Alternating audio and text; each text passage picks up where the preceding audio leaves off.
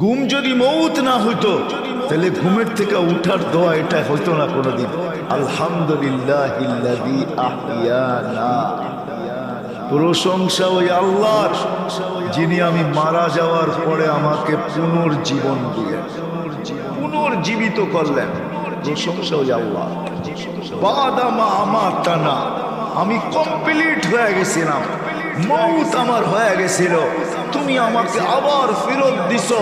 তাহলে ঘুমের থেকে উঠার দোয়া এটা কোনোদিন হতো না। আমার জাতি যদি এতটুক করতো, কসম খোদার, আমি হাদিস দিতেছি, আল্লাহ বলতেছে তুই হাত উঠাইতে দেরি, আমি তোকে বন্ধু বানাইতে দেরি, আমি বন্ধু হইতেও দেরি করি না, আমি রাজি হয়ে যাই, রাজি। এতটুক যদি করতো